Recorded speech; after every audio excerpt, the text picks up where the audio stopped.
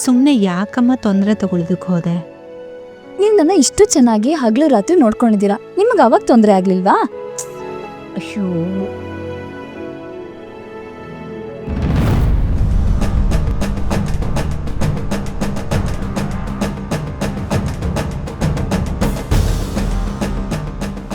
ನಿಮ್ಗೊಂದು ಜೋಕ್ ಹೇಳಲಾ? ಒಂದಿನ ನಮ್ಮ ಕಾಲೇಜ್ ಹತ್ರ ಒಂದು ಪಾನಿಪುರಿ ಅಂಗಡಿ ಇತ್ತು.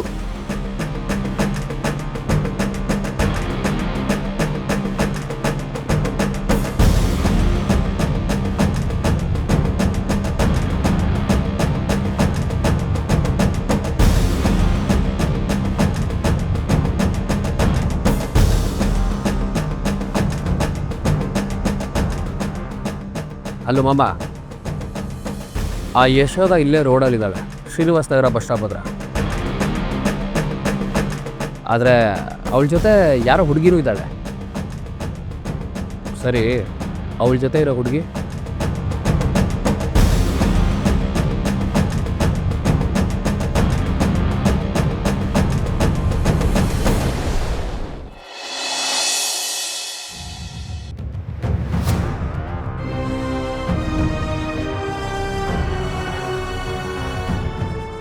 ಹತ್ರನೇ ನ್ಯಾಯ ನೀತಿ ಬಗ್ಗೆ ಮಾತಾಡ್ತಾಳೆ. ನಮ್ಮ ಮಂಜಣ್ಣ ಸತ್ತಾಗ ಎಲ್ಲಿ ಹೋಗಿತ್ತು ನ್ಯಾಯ ನೀತಿ? ನನ್ನ ರಾಜೇಶ್ ಅಲ್ಲ ನನ್ನಿಂದ ಅವ್ನು ದೂರ ಮಾಡಿದ್ನಲ್ಲ, ಎಲ್ಲಿ ಹೋಗಿತ್ತು ಅವಳಿಗೆ ನ್ಯಾಯ ನೀತಿ? ಅವರಿಬ್ರು ಏನು ತಪ್ಪು ಮಾಡಿದ್ರು ಅಂತ ಅವ್ರಿಗೆ ಆ ಶಿಕ್ಷೆ ಕೊಟ್ಟ ಅವನು.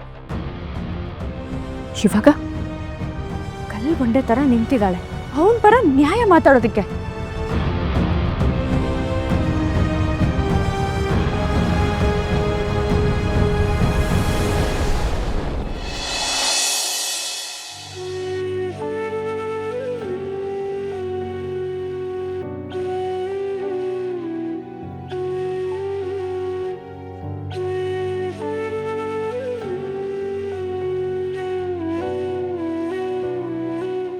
ಯಶು,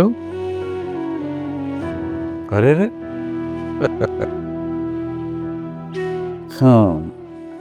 ಗುಬ್ಬಚ್ಚಿ ಮುನ್ಸ್ಕೊಂಡಿದೆ, ಮಾತಾಡಲ್ವ ನನ್ನ ಹತ್ರ? ಯಾಕೆ ಮಾತಾಡ್ಬೇಕು ನಾನು? ಯಾಕೆ ಮಾತಾಡಬೇಕು? ನೀನು ಈ ಮನೆಗೆ ಹಿಟ್ಲರ್ ಅಲ್ವಾಪ? ನೀನು ಮಾಡಿದ್ದೆ ರೂಲ್ಸು, ಮಾಡಿದ್ದೆ ನ್ಯಾಯ, ಹೇಳಿದ್ದೆ ಶಾಸನ. ಅದಕ್ಕೆ ತಾನೇ ಸ್ವಂತ ಮಗನ ಮೇಲೆನೆ ಕಂಪ್ಲೇಂಟ್ ಕೊಟ್ಟು ಪೊಲೀಸ್ ಅವ್ರಿಗೆ ಒಪ್ಸೋದಕ್ಕೆ ಹೋಗಿದ್ಯಲ್ಲ. ನಿನ್ನ ಹತ್ರ ಏನನ್ನ ಮಾತಾಡೋದಕ್ಕಿದೆ? ನೀನು ದೊಡ್ಡ ಮನುಷ್ಯ, ನಿನ್ನ ಮಾತನ್ನ ಪೊಲೀಸ್ ಅವ್ರು ಕೇಳಿ ಅವನನ್ನ ಕರ್ಕೊಂಡು ಹೋಗ್ತಾರೆ. ನೀನು ಯಾರ ಮಾತನ್ನ ಕೇಳ್ತೀಯ ಅಂತ ಮಾತಾಡಬೇಕು? ಮಾತಾಡಲ್ಲ, ಹೋಗು. ಯಶು, ನಾನೊಂದು ನಿರ್ಧಾರ ತಗೊಳ್ಳೋದಕ್ಕೆ ಮೊದಲು ತುಂಬ ಯೋಚನೆ ಮಾಡ್ತೀನಿ, ಅಳೆದು ತೂಗಿ ಆಮೇಲೆ ನಿರ್ಧಾರ ತಗೋತೀನಿ. ಒಂದು ಸಲ ನಾನು ನಿರ್ಧಾರ ತಗೊಂಡೆ ಅಂದರೆ ಅದು ಸರಿಯಾಗಿರುತ್ತೆ. ಸುಮ್ನಿರಣ, ನೀನು ಅಳ್ದು ತೂಗಿ ಎಲ್ಲ ನಿರ್ಧಾರ ತಗೊಂಡಿಲ್ಲ. ನನಗೆ ಅರ್ಥ ಆಗಿರೋದ್ರ ಪ್ರಕಾರ, ನನ್ನ ಬುದ್ಧಿಗೆ ಅರ್ಥ ಆಗಿರೋದ್ರ ಪ್ರಕಾರ ನೀನು ಒಂದು ನಿಮಿಷ ಕೂಡ ಅವನ ಬಗ್ಗೆ ಯೋಚನೆ ಮಾಡಲಿಲ್ಲ. ನಿರ್ಧಾರ ತಗೊಂಡ್ಬಿಟ್ಟೆ. ನೀನು ಮಾಡಿದ ತಪ್ಪಣ್ಣ, ತಪ್ಪು ನೀನು ಮಾಡಿದ್ದು. ಯೋಚನೆ ಮಾಡೋಂಥ ಸಣ್ಣ ವಿಷಯ ಇದಲ್ಲ, ನಿಂಗೆ ಅರ್ಥ ಆಗಲ್ವ ಯಶು? ಯಶು, ಸ್ವಲ್ಪ ನೀನು ಈ ಮಮಕಾರದಿಂದ ಹೊರಗಡೆ ಬರ್ತೀಯ. ಸದಾ ಕೃಷ್ಣನಿಗೆ ಆ ಪ್ರೀತಿ ವಾತ್ಸಲ್ಯದಿಂದ ಬಂಧಿಸಿಟ್ಕೊಂಡ್ಬಿಡ್ತೀಯ. ಹಾಗಾಗಿ ನಾನು ಏನೇ ಮಾತಾಡಿದ್ರು, ಏನೇ ನಿರ್ಧಾರ ತಗೊಂಡ್ರು ನಿನಗೆ ಮೂಗಿನ ಮೇಲೆ ಕೋಪ ಬರುತ್ತೆ. ಇಲ್ಲಿ ನೋಡು, ಮನೆಯಲ್ಲಿ ಕಳುವಾಗಿದ್ದರೆ ಮಗ ಅಂತ ಅಂದ್ಕೊಂಡು ನಾನು ಸುಮ್ಮನಾಗ್ತಿದ್ನೋ ಏನೋ ಗೊತ್ತಿಲ್ಲ. ಆಗಲೂ ಸುಮ್ಮನಾಗ್ತಿರ್ಲಿಲ್ಲ. ತಪ್ಪು ಯಾರೇ ಮಾಡಿದ್ರೆ ತಪ್ಪೇನೆ. ಅದು ಇದು ಹಾಗಲ್ಲ. ಅಂಗಡಿಯಲ್ಲಾಗಿರೋ ಕಳುವು ಕೆಜಿಗಟ್ಟಲೆ ಬಂಗಾರ ಹೋಗಿದೆ. ನೋಡಿದೆಯಲ್ಲ, CCTV ಫುಟೇಜ್ ಇದೆ, ಮ್ಯಾನೇಜರ್ ವಿಟ್ನೆಸ್ ಇದ್ದಾರೆ, ಸೆಕ್ಯೂರಿಟಿ ವಿಟ್ನೆಸ್ ಇದ್ದಾರೆ. ಇಷ್ಟೆಲ್ಲ ಇದ್ದು ನಾನೇನಾದರೂ ಪೊಲೀಸಿಗೆ ಹೇಳಲಿಲ್ಲ ಅಂದಿದ್ರೆ ನಾಳೆ ಗೊತ್ತಾಗ್ತಿತ್ತು. ಪೊಲೀಸ್ನವ್ರು ಅಂಗಡಿಗೆ ಹೋಗ್ತಿದ್ರು, ಎಲ್ಲನೂ ವಿಚಾರಣೆ ಮಾಡಿ ಸೀದಾ ಮನೆಗೆ ಬರ್ತಿದ್ರು, ಕೃಷ್ಣನ ಕರ್ಕೊಂಡು ಹೋಗ್ತಿದ್ರು.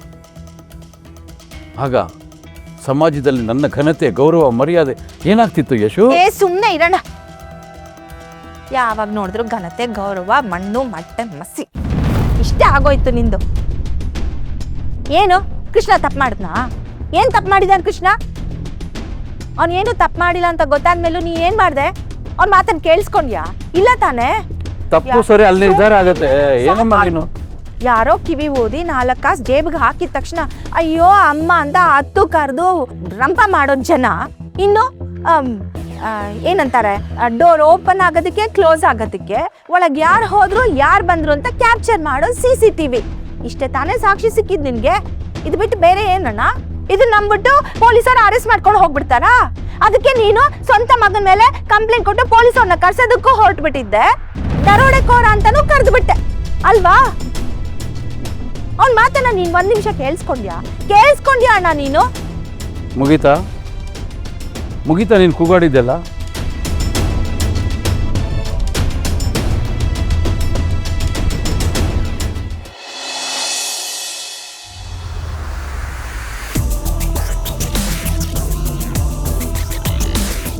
ಹಲೋ, ನಾನೇ ಹೇಳ್ತಿದ್ದೀನಲ್ಲ, ಅವಳಿಲ್ಲಿ ತುಂಬ ಒಳ್ಳೆ ಹೆಸರು ಮಾಡ್ತಿದ್ದಾಳೆ. ಮಾವ ಅಂತೂ ಅವಳು ಸಿಕ್ಕಾಪಟ್ಟೆ ನಂಬಿದ್ದಾರೆ. ಮಾವನ ಬಗ್ಗೆ ನಿಂಗೆ ಚೆನ್ನಾಗಿ ಗೊತ್ತಲ್ಲ, ಅಷ್ಟು ಈಸಿಯಾಗಿ ಯಾರನ್ನೂ ನಂಬಲ್ಲ ಅವರು. ಆದರೆ ಈ ರುಕ್ಕು ವಿಚಾರದಲ್ಲಿ ಹಾಗಿಲ್ವೇ ಇಲ್ಲ ಮಾವ. ಅವಳು ಕೂಡ ಸಕ್ಕ ಶಾರ್ಪ್ ಇದ್ದಾಳೆ, ಸೂಪರಾಗಿ ಕೆಲಸ ಮಾಡ್ತಿದ್ದಾಳೆ. ಅವಳಿಗೆ ಏನು ಮಾಡಬೇಕು ಅನ್ನೋದು ಪಕ್ಕಾ ಗೊತ್ತಿದೆ.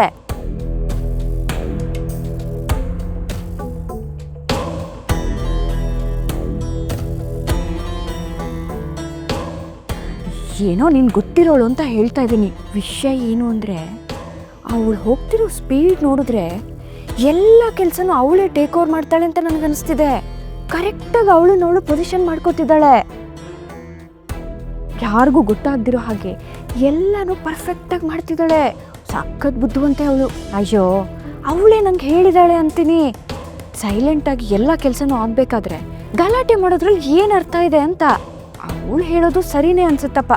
ನೀನು ಏನೇ ಹೇಳು, ಅವಳನ್ನಂತೂ ಇನ್ಮೇಲೆ ಯಾರಿಂದನೂ ಹಿಡಿಯೋಕ್ಕಾಗಲ್ಲ. ಅವಳು ಆಲ್ರೆಡಿ ಮನೆ ಒಳಗಡೆ ಹೋಗಾಗಿದೆ. ಮಾವಂಗಂತೂ ಅವಳ ಮಾತೆ ವೇದವಾಕ್ಯ. ಸರಿ, ನನಗೆ ಸ್ವಲ್ಪ ಕೆಲಸ ಇದೆ, ಇನ್ನೊಂದು ಸತಿ ಯಾವಾಗಾರು ಮಾತಾಡೋಣ. ಹಾಂ, ಬಾಯ್.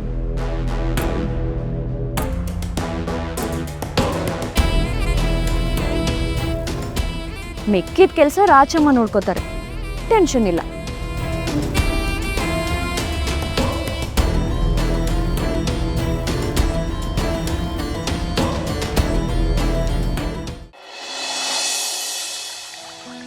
ರುಕು,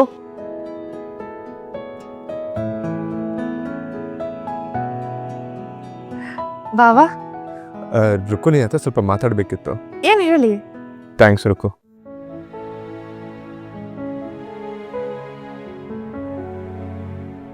ಥ್ಯಾಂಕ್ಸಾ? ಯಾಕೆ ಬಾವಾ? ನೀನು ಮಾಡಿದ ಸಹಾಯದಕ್ಕೆ, ಫುಟೇಜಸ್ಗೆ, ಆ ದಿನಕರ್ ಮತ್ತೆ ಸೆಕ್ಯೂರಿಟಿ ಗಾರ್ಡ್ ಹೇಳಿದ ಸುಳ್ಳು ಅಂತ ಪ್ರೂವ್ ಮಾಡಿದ್ದಕ್ಕೆ